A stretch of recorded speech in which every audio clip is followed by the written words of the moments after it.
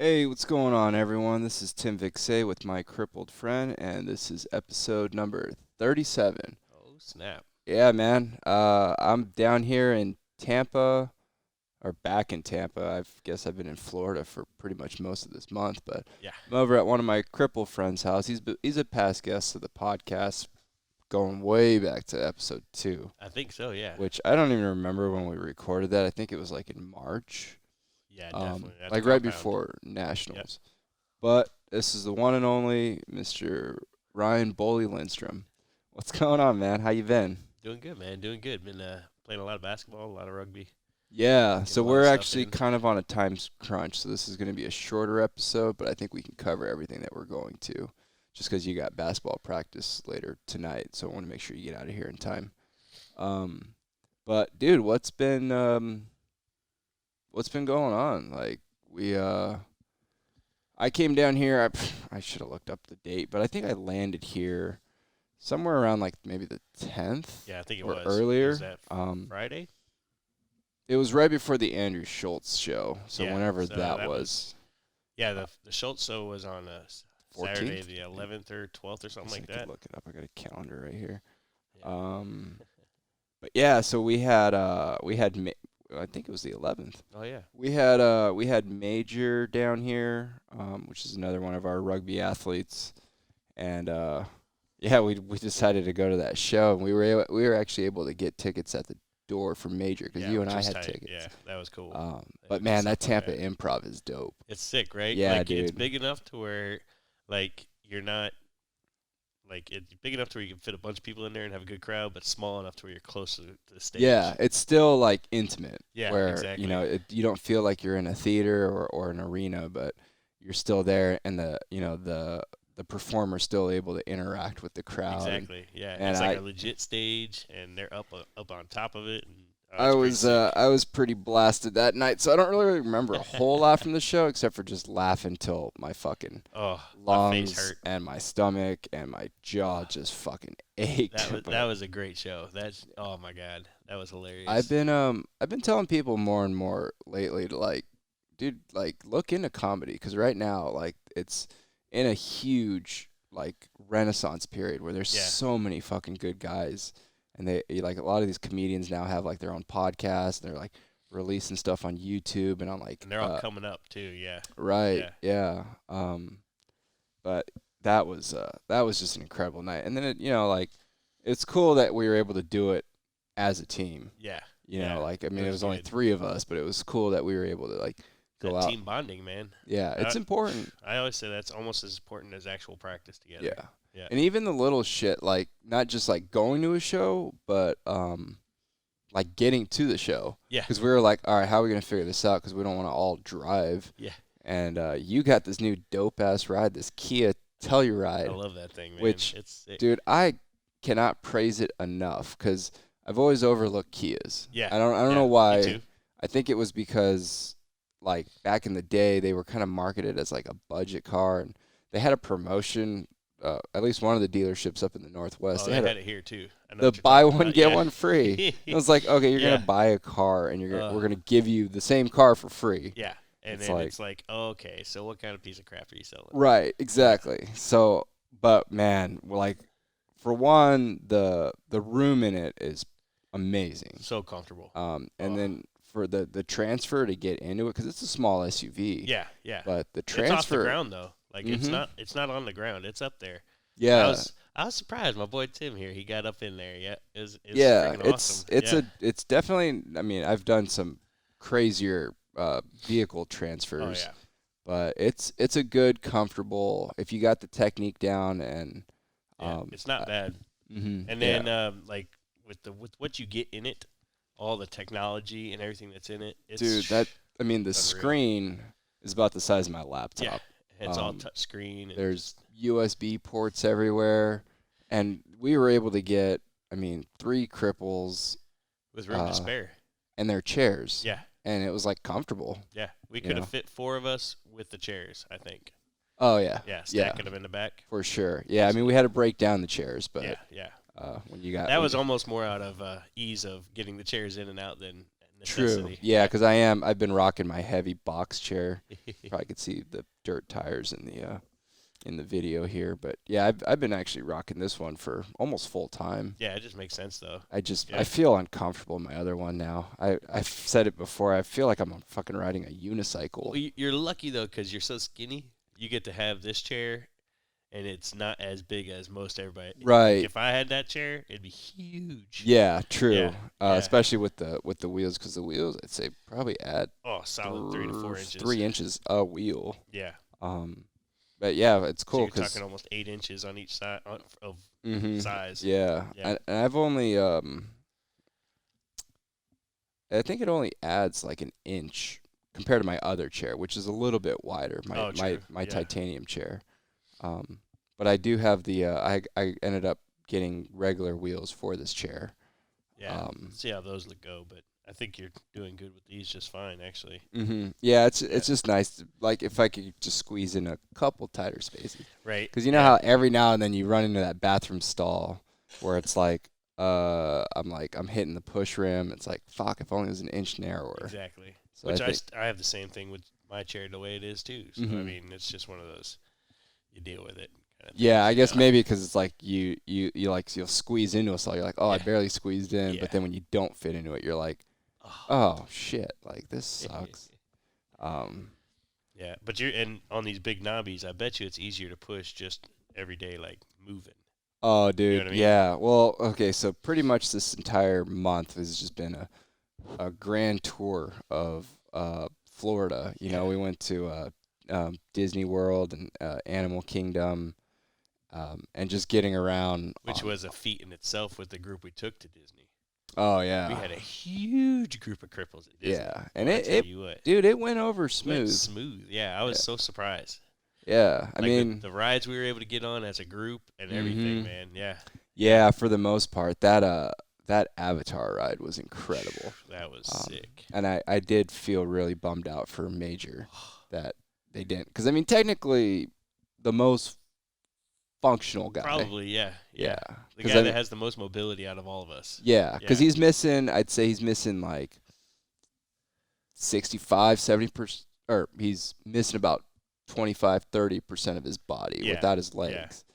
But he's got all of that. Where like a guy like me, I'd say I'm probably operating like 15% of my body. Maybe, yeah.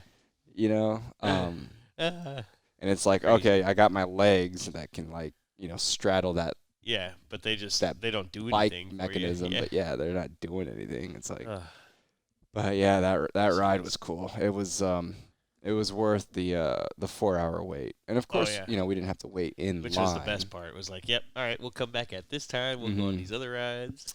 Right, and yeah, we were able to squeeze on that dinosaur ride, which that was an interesting. That was transfer. a little bit tricky transfer, but you know, shout out to Nikki and my mom. Heck yeah, that was crazy. Kind of help us up. Like that went way smoother. Looking at the ride, I was like, oh, this is gonna suck. I'm gonna be on the floor at one point. I just know it. You know. Yeah. That's one thing that we were talking about in the group message was like, I think we just need to start like a consulting firm. Yeah. And when people, you know, when like these big, I mean, even like hotels, but like Disney and Six Flags, like when they're designing rides, like they should have like a good council of a variety of disabilities to absolutely. Because I mean, it's great for guys like us in our 30s. Yeah. But imagine like having a fully accessible ride for kids that are like 8, 10. You know, just it would be awesome to have.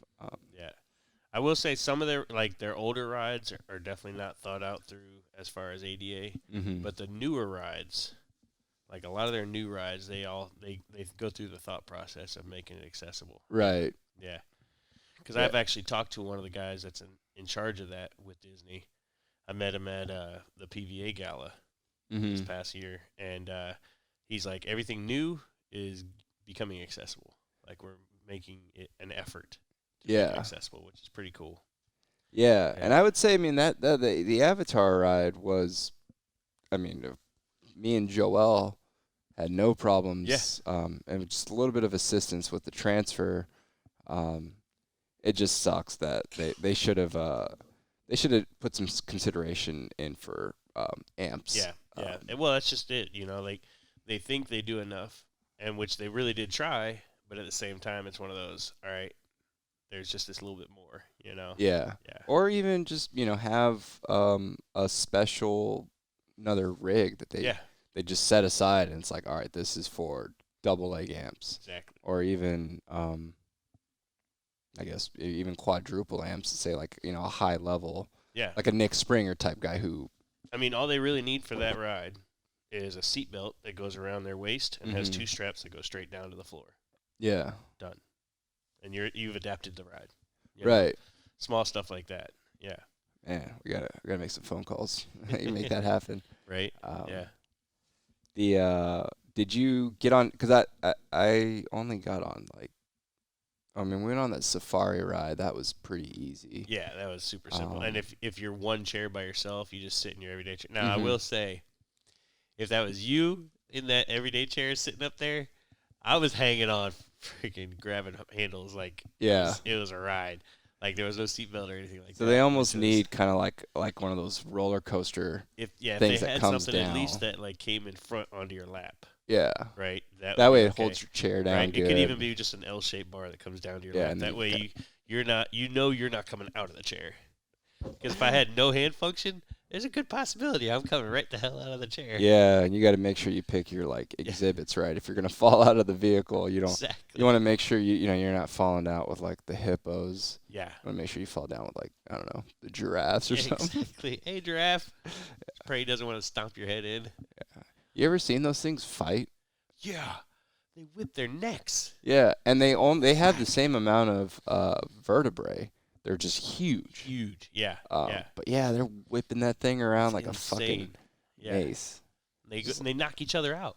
Oh, dude, they fuck each other. They legit knock it's each other insane. out. It's hilarious. Yeah. That's the best. Trying to think what other, because then by the time we got over to the Magic Kingdom, it was it was fucking probably the coldest day in Florida history. Once the sun went down, it got cold. Yeah, and my dumbass didn't even realize it. I was like, oh, I got a perfectly good Columbia jacket in the truck that I left at Animal Kingdom. So I ended up dropping like $70 for a sweater, but still was like, I doubled up. I had my sweater and my hoodie on, and it was still cold. Freaking cold, yeah. So most people don't understand that 40 degrees here is like 20s up north. You think? Because the humidity really cuts through. Oh, you're right. Yeah, the humidity just cuts right to the bone. Yeah. I didn't even think about that. Yeah, because you think, oh, it's only 40 degrees or it's only 45 degrees. It's cool. Mm-hmm. But then even in the sun, you're like, you got to get into the sun to warm up.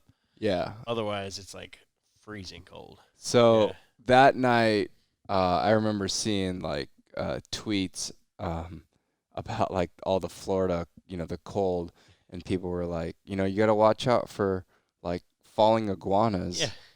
And I was just like, are you fucking kidding me? And that's a real thing. Dude, so when I was doing that marathon a couple days ago, I was just pushing along and down in Fort Lauderdale. Down in Fort Lauderdale, there are a lot right? of them down there. Yeah. And I was just pushing along on the course, and it was just right along A1A. Yeah. And I like I was near the gutters, and I like moved because I thought I saw like, from a distance it looked like palm branches. Right. I get closer. I'm like, oh, that's a fucking big old iguana. Yeah. And it was a good size. I mean, it was.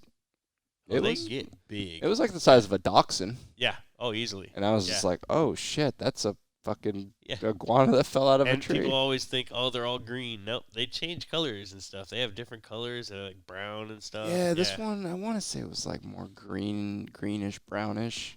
Yeah. But damn, I was just like, well, that's actually a real thing, and it makes sense, I guess. Oh yeah.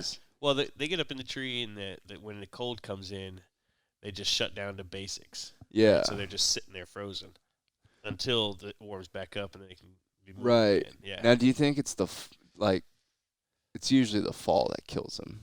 Yeah. Oh yeah. It's not the cold because their body, like, there's frogs. You can freeze a frog in a lake, and then when it unfreezes, hop away.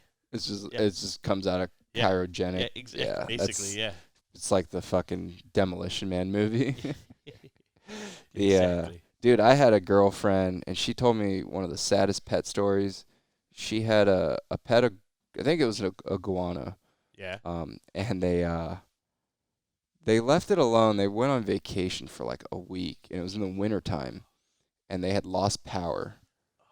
And No. they came home, and this thing had broken out of its cage because it's freezing. Yeah. It's broken out of its cage. So they come home and they find this cage with the top off. And they're like, oh shit, fucking Iggy or whatever his name was, Right. fucking broke out, and they were looking for him. And they found him in a closet, like underneath a pile of like laundry, trying to warm up. And the fucking thing was dead. That sucks. Yeah, I was just like, damn, that's a That's a terrible story as a child. that's a horrible way to die. Yeah, no kidding. Yeah, I was just like, I don't want to say I can relate, but I've been cold before. Yeah. Maybe not to the Yeah. point where I thought I was gonna die, but No, but cold, yeah, you're like, just get me somewhere warm. yeah, this it is sucks ridiculous. it sucks as a quad, because Yeah. after that Disney trip, we got back to the hotel, and as soon as I laid down, got my body horizontal, all the cold blood from your legs starts Yeah. circulating. Yeah. And it's just like, you're going to have the shakes. Yeah, that's why I like usually after that I'll take a hot shower. Hot shower or Yeah. the hair dryer trick True. Yeah. is Yeah, one thing that I works learned. too. Dude, we so for the before the marathon, because I had to get up hella early. The race started at 6, so I'm up at like 2 so I can go to the restroom and do my business. I went to bed early the night Oh, sure, before, so I yeah. got plenty of sleep. But I had some leftover spaghetti because it's kind of my like pre-race meal is Right. spaghetti, and we had thrown it in the fridge, and it had kind of like frozen over a little bit. And we're like, shit, how are we gonna warm this thing up? Because this like I'm not gonna be able to eat this. And my mom's like, I'm gonna just hit it with the hair dryer. She That's sat there for awesome. like 4 minutes, hit it Yeah. with the hair dryer on high, and dude, that room smelled like a fucking Olive Garden because it just That's wafted all the spaghetti sauce everywhere, and just That's it worked. awesome. And Hey, it works. Heck yeah, got the meal down and got the race done. So I've made grilled cheese with the an ironing board in a hotel. dude, I have seen pictures of that, and I've always just kind of wanted to do it. Yeah, you get some aluminum foil, Yeah. some bread, some cheese, some butter. Or Go. or reheat a pizza. Oh yeah, I've seen that too, where people reheat a pizza on an iron. Absolutely. The when I worked for Caterpillar as a field tech, we'd always go out to like these southern parts of like Oregon or out in the mountains where it's it could be below freezing. Yeah. And I'll always bring like 2 cans of beef ravioli. And what I'll do is because we drive these big old service trucks. Oh yeah. And when we pull up to the job site, me and my partner, the guy that I was apprenticing with, we would just set our cans of food on the exhaust manifold, Nice. like right on the headers. And by noon, Heck yeah. Man, it was just like coming right off the stovetop. Perfect. Yeah. Getting a warm meal like that when you're out in the field is like, Oh yeah. That's it's huge. the best. That's huge. It's the best. Absolutely. Yeah. Hell yeah. Well, I guess we'll just bring this thing back on track. The main reason why I came down to Florida was for the weather. But the second reason was because we had a tournament in Jacksonville. And so little backstory, last month, I guess you would say, we went to Houston, and that was kind of our first real full squad test. How would you rate the team's performance in Houston? As a team, I feel like we could have done way better. I feel like we did not perform up to our potential and our abilities. I think that's a mix of certain things that happened at the tournament and also the team never having, like this squad not having played truly together yet. Yeah. So with like our full roster, I think it's a combination with that and possibly, and I don't want to dog like the lower level tournaments because I think those do serve a purpose, but we kind of had an easy first half of the season. Yeah. Where we were going to these tournaments and we were kind of whomping on teams that, are just lower level. Yeah. Well, I'll say in that New York tournament that we went to, the 2 Canadian teams that came were definitely more in the D2 range. They weren't in the D3 range. Yeah. As far as talent. And we had closer games with them, but we also didn't have our starting squad. True. So, I mean, and that's why we lost to those 2 teams, basically, right? You know what I mean? Like, we could do what we could, but without that 4th and 5th man to sub in and out and stuff, it's just very difficult in the rugby world. Yeah, and then it's also, it's almost I'd say it's a new roster. Yeah. So we've lost a few key players, few key starters really. Oh, yeah. So it's like figuring out who's going to step up and just figuring out the lines and what's going to work. Oh yeah. Because we have kind of 2 options, especially. I always look at you're going to build a team around a low pointer. I mean, that's just how it is. You really need to. And we got me and Joel, which I'm a 0.5, he's a 1. And that allows we can run either a 3-2-2-1 or a 3-2-5-2.5. Yeah. So it's just trying to figure out, like, obviously. It's nice having strong low pointers because then you can go, okay, well, if your low pointers are playing above their ability, then the next guy has to play above his ability because you can't blame it on your function. Right. So everybody has to push just that much harder. Yeah. You know what I mean? And having 2 low pointers like you and Joel that can actually play that ball handling role every once in a while if you have to, if you're in that bad position, it's nice. It's nice to have that bailout. It really is. Yeah. It's kind of like the like you said, it's just like a bailout. Yeah. Because I mean, we all know low pointers aren't supposed to handle the ball, but if I need you to, the game's changed quite a bit. Yeah.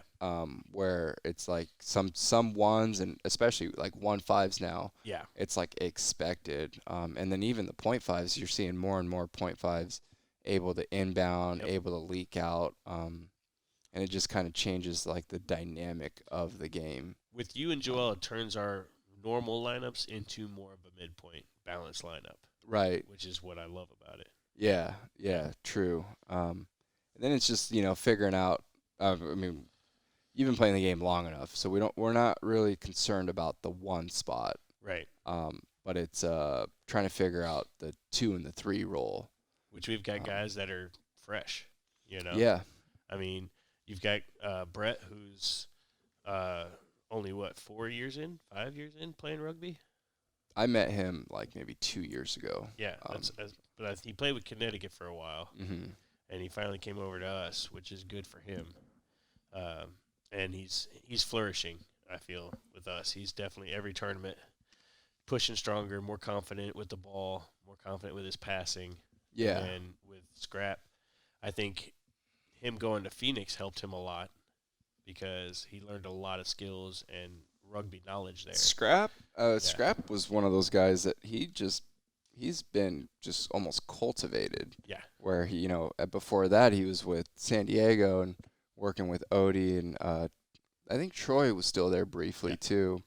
And then of course going to Phoenix where it's like you're working with Scott Hogseth who in my opinion is probably the greatest rugby player what's the right word? Like the best rugby coach mind. That and also in developing players because you look at what he's done with like Jim Roberts from the UK. Oh yeah, Joe Delgrave, Ernie, even Springer. I mean, all those guys learned a lot from Scott. You know?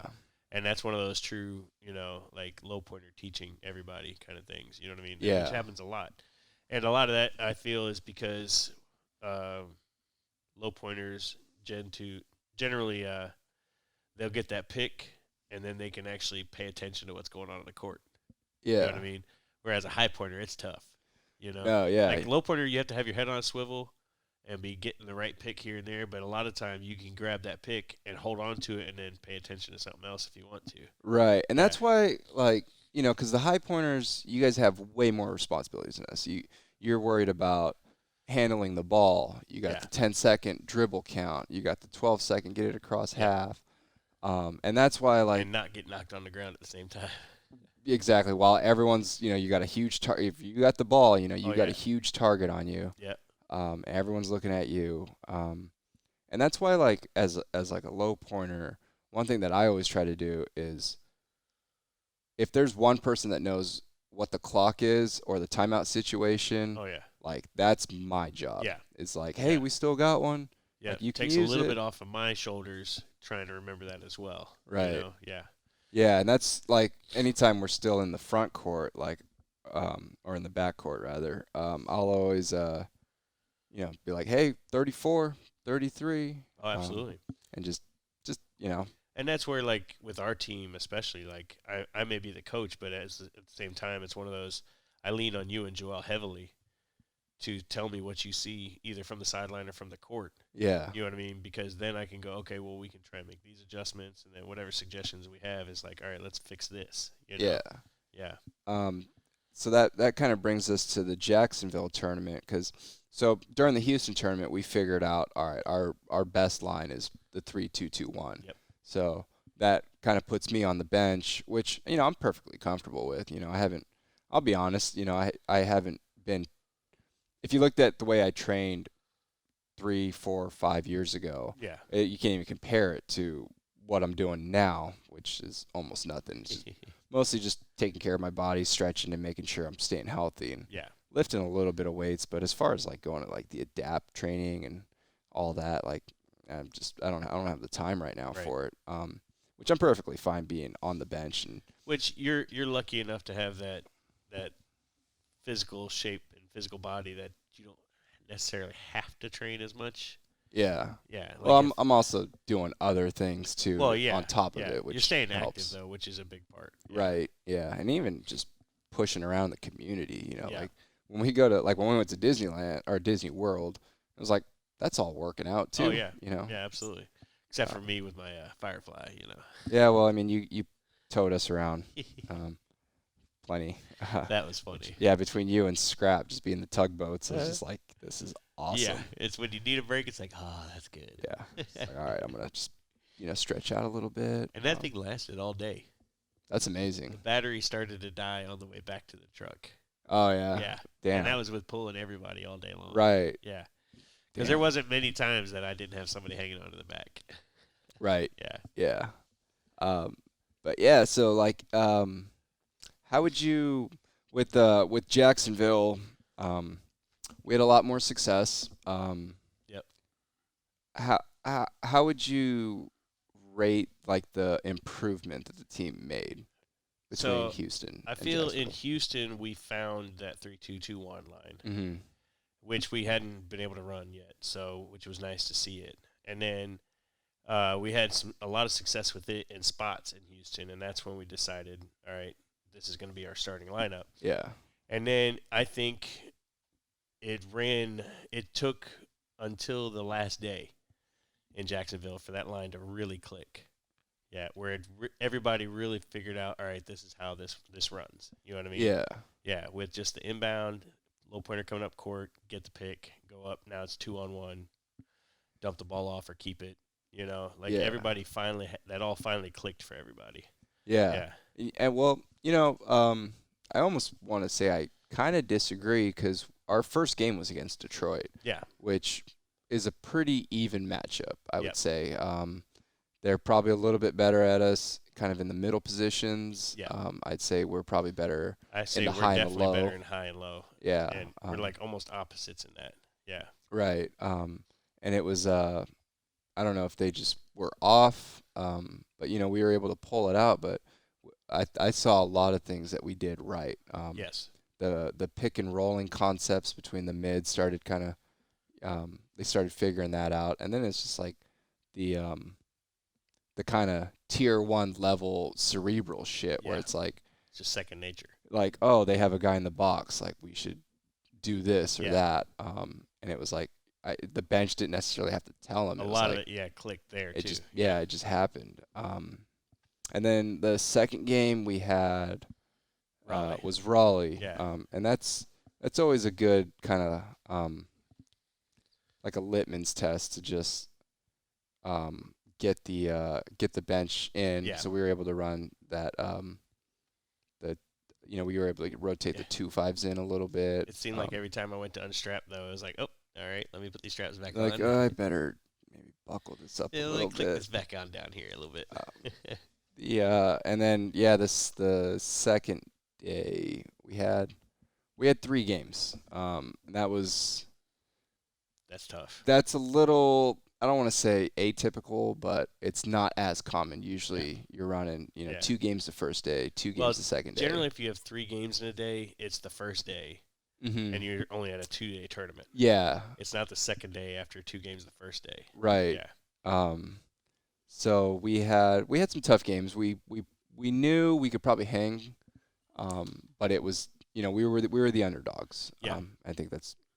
I think in those first 2 games we came out and we saw what we had. You know what I mean? Like we played a full quarter and said, okay, this is what we got. This is what we need to work on.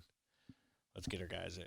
Yeah, for sure. And then we so we kind of knew we're going to have to save it because we're going to have the crossover in the final game, which ended up being against DC, which is a team we saw before in New Hampshire. We haven't seen them full strength either. But it wasn't. Yeah, they didn't have Flea, and that one. I think if I had to pick one game like where it's like you could only study one game film, that's the game I would study. That would definitely be the one.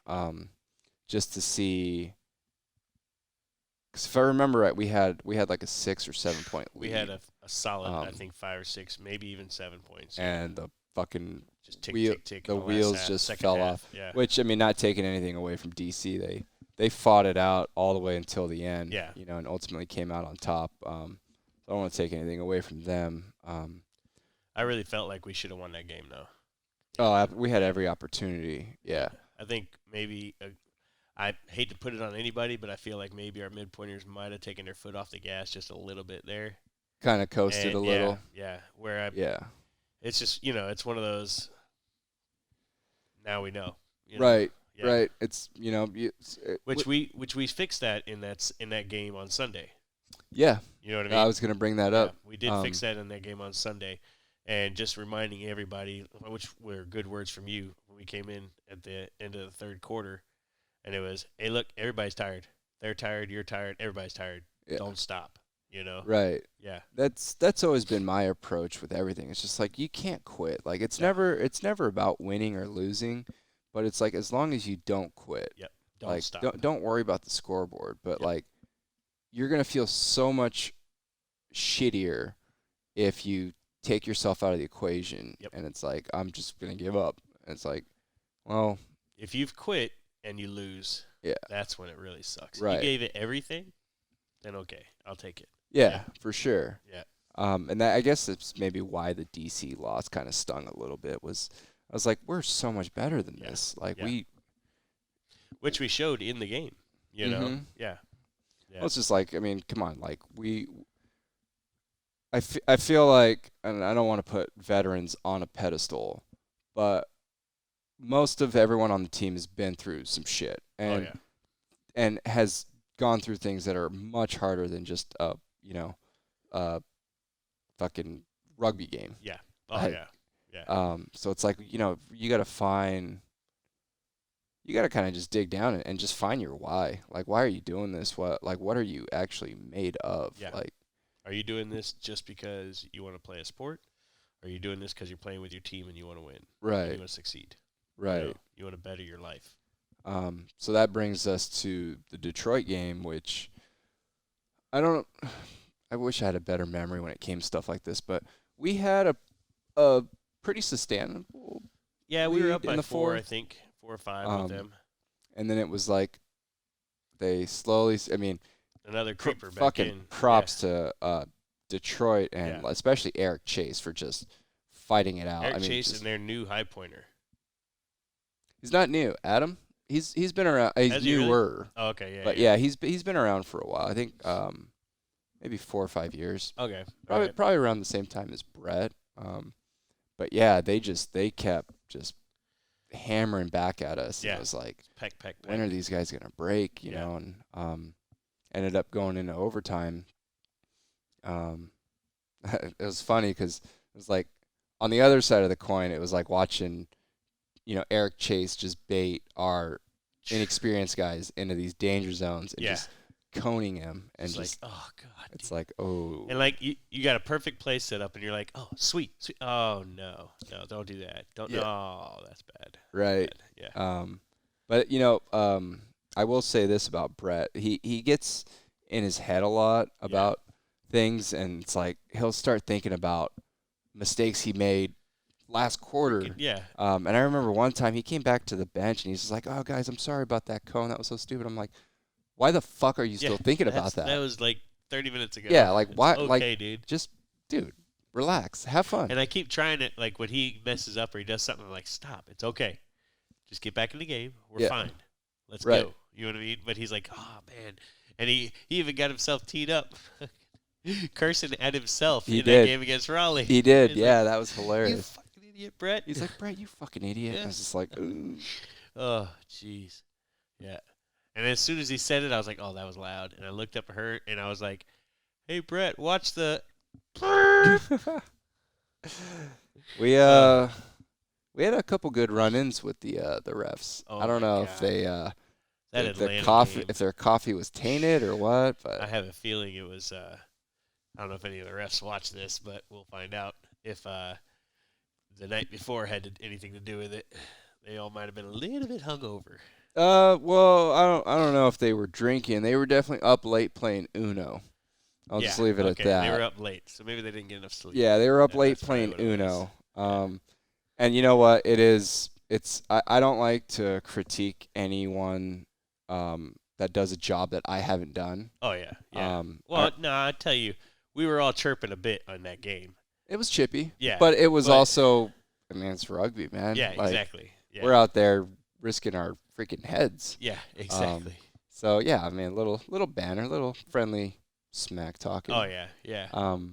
But I feel like a couple of the guys, I'm not excluding myself, were chirping at the refs a little too much probably just to try and, by way of chirping at other players. You know what I mean? Yeah. Yeah. And they finally said, all right, that's it. Bring it in. It's part of the game, and they're a huge part of the game. And, you know, like, I almost want to, like, take their test and go through, like, and just maybe just get certified as a ref just to see. I've thought about it. Just to see what it's like. Because you've worked, like, the scores table and the clock and stuff. Oh, yeah. Like, dude, even from a guy who knows the game, the first time I did it, I fucked up plenty of times because you're watching the game. There's things going on. Sometimes you forget to reset the 40. Right. So it's definitely a tough gig, you know. And now I've reffed at practices. Yeah. You know what I mean? Like gotten in my ball chair and just gone up and down the court reffing for other teams and stuff at practices. I think that's similar, but I was doing it, but I was like the second ref. Like there was another ref on the court too. Mm-hmm. So like I understand some of the intricacies, but I would really like to go through the training and all that stuff too. Yeah, because I mean, you look at a lot of the refs that are retiring now are kind of like the OGs. Oh yeah. They've been doing it for a long time, so I think we're almost in that transition period where it's like the next generation of refs are coming in. And you know they got the right mentors to teach them, because there's a lot of good refs out there. There's also a lot of bad refs, you know. Yep. And I see with the younger crop of refs that are coming up, I see a lot of good potential. There's a lot of them out there that really pay attention and don't get offended when you ask them questions. Yeah. The refs I appreciate are the ones where what did you see here? Or what is this? And they go, oh, well, this is what I saw. Okay. Yeah. If you didn't see it, you didn't see it, right? You know what I mean? Dude, so I'm good with that. I've always thought, so we'll kind of sidetrack away from rugby for a little bit, but I've always thought about, like, if, you know, like after an NBA game or an NFL game, the players and the coaches are all, they're required to do, you know, post-game pressers. Yeah. And I think it would be beneficial and it would kind of make the league more transparent if they had refs at those pressers. And it's like, hey, what did you see during this call? Right. And they could explain themselves. Like, you know, hey, I was looking at the hands. I wasn't necessarily looking at where the feet were. Yep. And same with like and that makes sense. You know what I mean? Like they Yeah. can go, okay, well this is what I saw, and now people can't go, oh, the refs are just blah blah blah blah. You know what I Yeah. mean? It's one of 'Cause those. some of my favorite Joe Rogan Experience episodes are when he's got the refs in there, or when he's interviewing refs, or when they're guest spotting, because he's had like Herb Dean and Big John McCarthy, and they'll talk about like this is what I was looking at. Yeah. And, it looked like the guy was out. That's so funny. And it really kind of made me think. I was just like, why don't they do it with the Right. NFL, the Like say, NBA? hey, what did you see? Why didn't you make the call? Mhm. Yeah. I don't know if that would really work with like baseball, because it's kind of Yeah, I mean, baseball with the instant replay now and stuff Yeah. like that, and But- it's still one of those, like especially when you're talking about the pitching. that's like, the only one. It's strikes just like and the balls, strike like, zone. yeah. That's the only one. Yeah. And it's like, how do you even fucking judge that? Yeah, right. Like, and then, but the thing is like, as long as the umpire is consistent with his calls, Right. it's when he's not consistent that you're like, oh, come on, man. Yeah. Yeah. Yeah. No, I 100% agree, because it's like when you figure it out, you're like, oh, okay, that's the strike zone. It's like, Yeah. okay, it's consistent across the board. Now the strike zone's a little bit wider, or a little bit taller. But then it's like, yeah, it's like, wait, now that was a strike? Or Yeah, it's like when exactly. they show it's like the same pitch, exact and same it's like, spot. wait, now that was a Now ball that's a now? ball. Like, get the fuck Let's see out. here. They Yeah. were, I think I saw something. They were kind of talking about maybe switching to like automated umpires, which I need to read the article. I shouldn't Yeah. even brought that up, but I should They've have read the talked article. about it, but like the purists I don't agree won't with it. ever let it happen. Yeah, I don't. Yeah. I think baseball is one of those games where it's just like, it's almost perfect Yeah. the way it is. I Yeah. mean, with the distance between home plate and first base, Yeah. you move that plate an inch forward, you're gonna have so many more hits. Yeah. You move it 8 inches back, it's like you're gonna have so many more outs. Exactly. Yeah. It's but- unreal how perfectly timed everybody is in baseball. Yeah. Everything's just perfect. Yeah. It's They- unreal. They make things look so easy too. I think that's when people are like, dude, baseball's just boring. It's like, you Not if obviously you're have never paying played. attention. Yeah. You obviously have never played, because Yep. these guys compare like MLB to Little League. Yeah. And one thing I do like about the Little League is all the little mistakes that people make. Yeah. Just When you watch it and the ball just goes right past them. right. You're Like just, "Ah." something as simple as fielding a ground ball. Yeah. When you're watching an MLB player and they just barehand it, The fucking mechanics throw it. are just so perfect. Yeah, throw it Yeah. like off balance, falling down or whatever. It's like, it's insane. And that's shit that they practiced. Falling down, throwing the ball. You Yeah. know what I mean? Like, it's not something they just do. They've practiced it over and over and over again. Do you do anything like that with rugby? Like just practicing kind of Yeah. weird situations Yeah, where a lot, actually. Like, in everyday stuff, every day I do things to try and attribute to rugby. Yeah. And it sounds dumb, but it's stuff that you, like, just, like, if I'm sitting here in the kitchen and I fucking want to throw a piece of ice into the sink, Yeah. instead of just rolling over there putting it in, I'll just try and toss it in a weird direction Mm-hmm. just to get that mechanic moving. You know what I Yeah. mean? And then when I'm in the rugby chair, a lot of it is that when my warm-ups, a lot of times is making stupid passes, Yeah. right? Just to get that into your head on, all right, this is the release point and this, and then, all right, if I'm going this way, or if, like, you'll see me doing the spin on the ball Mm-hmm. for a game, and it's like, okay, right, there we go. Now I Yeah. got the feel of that spin. So when I throw that ball down the court, I can hit it out here and it bounce to my player. You know what I mean? Yeah. Yeah, that kind of stuff. I do It's- that all the time. Yeah, and it's also working that like fine motor where Yep. it's like, all right, I know I can do this.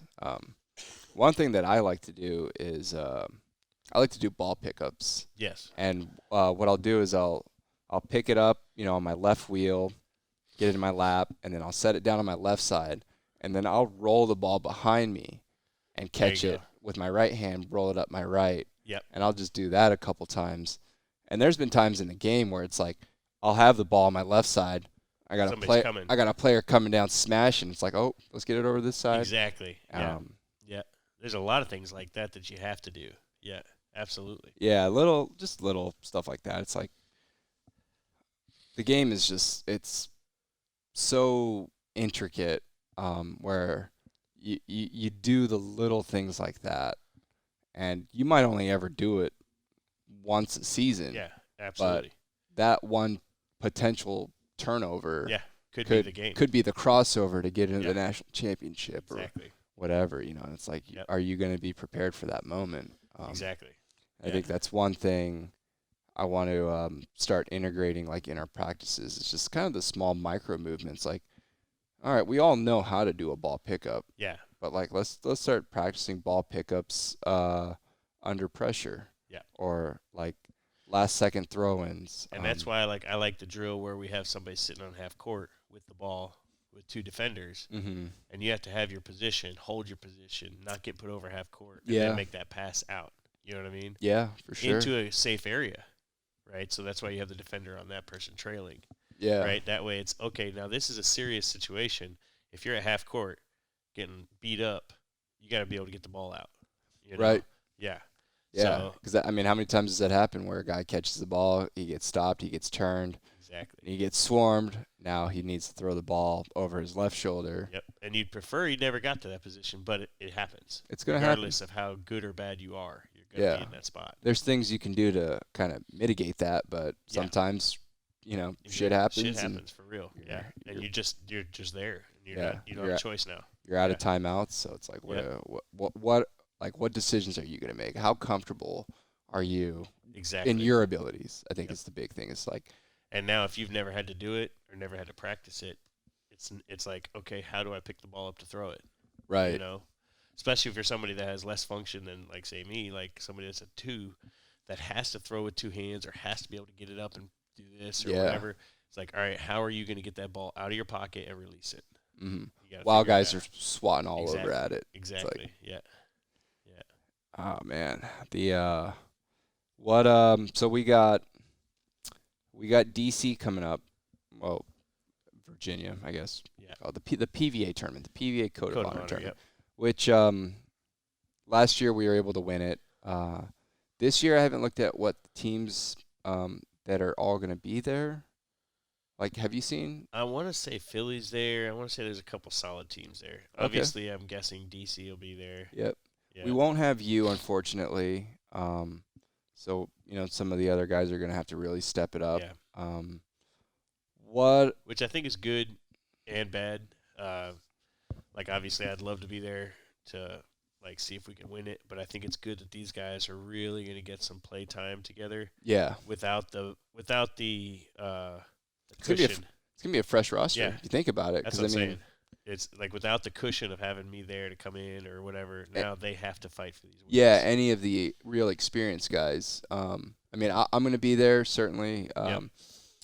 But I'm gonna limit my playing time, and I'm just gonna try to focus on, like, the coaching and the bench side of things, and I think maybe just managing the substitutions and using the timeouts when we need them, and then which is tough to do when you're on the court playing.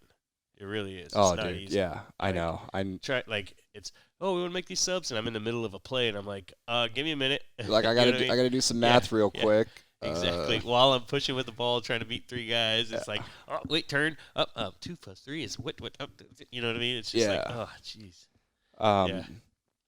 Which, what was really, we'll bring it back to Jacksonville for a second, but during the DC game, during the Detroit game, right there at the end, we had the 1-point lead. We were able to get the turnover, and it was like, I think there was 14 seconds left, and I was just like, I'm just gonna use a timeout.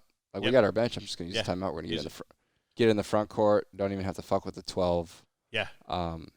Because I'll tell you what was in my head at that moment, because they weren't up on us. I was like, I'm gonna get the ball. And at about 10 seconds, huck it over. Checking it at somebody on the other end of the court. Yeah.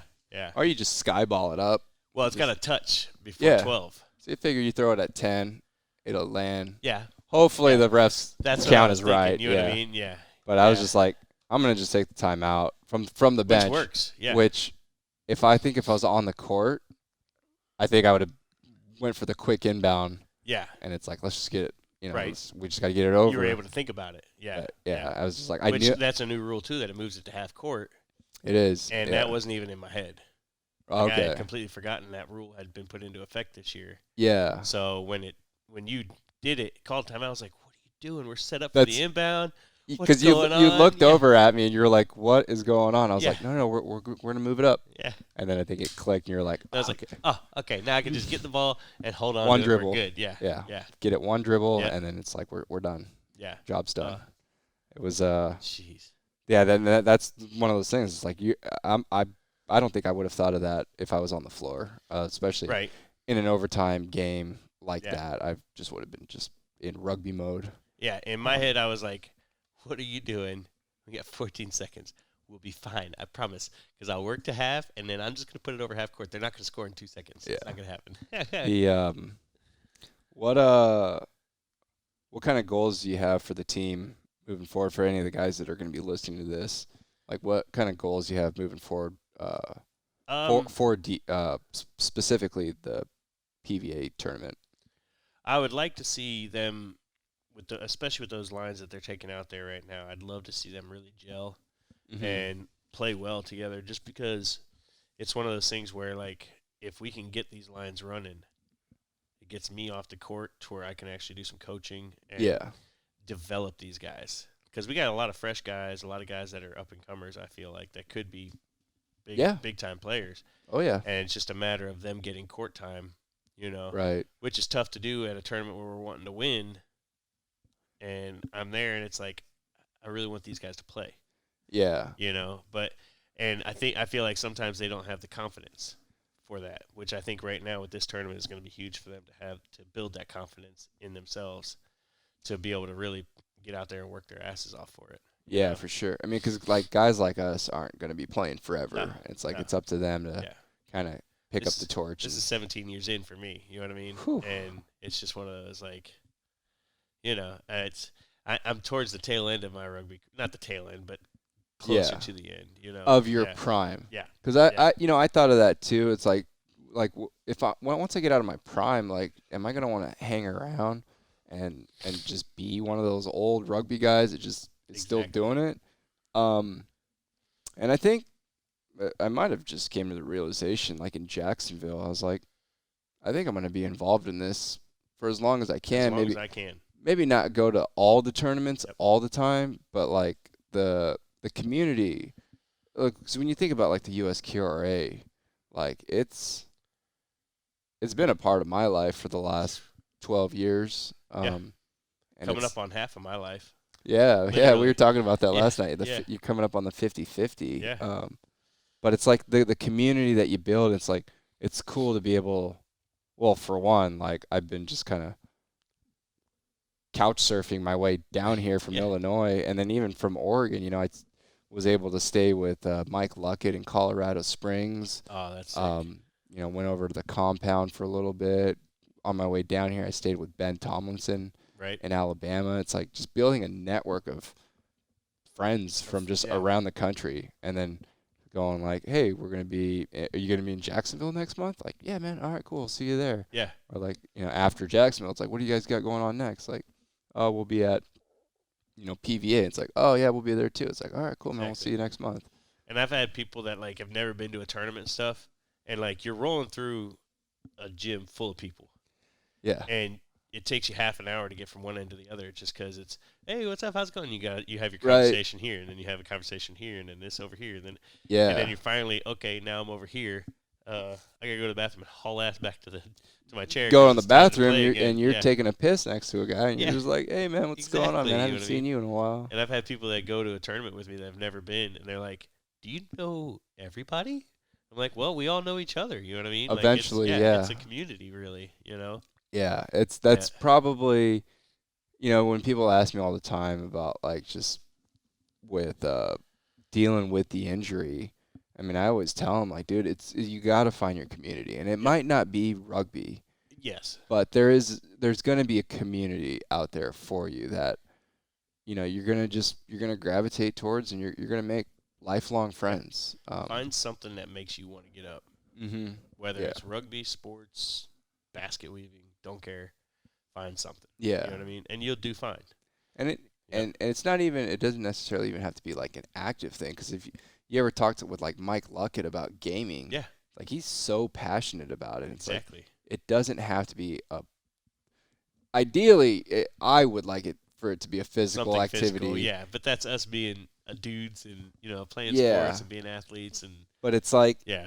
Just, find what's going to get you up in the morning and set yourself goals. I mean, it could be whatever. As long as it gets you up and moving, period. You know what I mean? And then something. Yeah, and then build the community around it. Yep. Because with Mike, it's like he's doing everything on Twitch. He's getting and big streaming in that too. stuff, Like, and yeah, it's awesome. and it's cool because now he's like, he'll go to like Comic-Cons and he'll meet people and they'll be like, oh hey, you're Mike the Quad, the guy that plays with the all the adaptive stuff. It's good to see too, because that's a field that most people never really thought about, gaming for disabilities. You know what I mean? Which is something that's like him making that bigger and more known. Yeah, getting it out there. I mean, I bought my first Xbox back in September after I hung out with him, just playing the games over at his house. I was just like, oh, this is gonna be a problem. Yeah, this isn't bad though. You know what I mean? Like, yeah. Hey. And then I bought an Xbox, bought Red Dead Redemption 2, and played. I made a rule with myself. I was like, you're gonna do an hour on the indoor rower before you're gonna play the game, because you're gonna get into that game. You're gonna play it for 4, maybe 5 hours. Yeah. I haven't done any. Well, okay, that's a lie. I've done just a few of those like 8-hour marathons where. But I had to hang up my controllers over there and let them sit there for a while, because for a while I would jump on the couch and be like, for all day long, and then just Uber eat it. it. Yeah, and then realize at night, like, oh, the sun's down, it's midnight. Yeah. I do that because I got my setup in my recording studio at my house. I got blackout curtains, so it's so easy to just lose track of time. It's like, I better go out and just get something to breathe fresh air, and maybe move around a little bit, like, because for the last 4 hours I've just been staring at this TV screen, fucking playing cowboy. But that's great. Cowboy. Dude, I love that game. It's the best. Because it's like, you can go steal some dude's horse and be like, deuces, I'm out. Yeah, steal a dude's horse, or even just, dude, I'll spend time where I'm just like, I'm gonna go hunting for squirrels. Yeah. Or I'm gonna go fishing. Run around for a little while. Dude, I spent 2 hours one time just playing poker. Really? That's awesome. I was like, I just want to bust out all these players, and I'm making, I mean, in the game, like $5, which isn't really that much. That might get you a meal at like one of the restaurants, but like, it's just, sometimes you get lost in the sauce, and you're just yeah. Well, that's what those games are all about, is going into a whole new world, and just not being here for a little bit, really. Well, it's cool because it's like I get to do a lot of stuff that, like, I'm not going to be able to, like, I'm not going to be able to ride a horse as well. Not like that anyways. Yeah, or even just like something like, all right, I'm just going to go fucking jump off a cliff, or jump off this cliff into this river. Yeah, or like go shoot up a town. Yeah. Go rob a store. It's all the stuff you want to do. No, I'm kidding.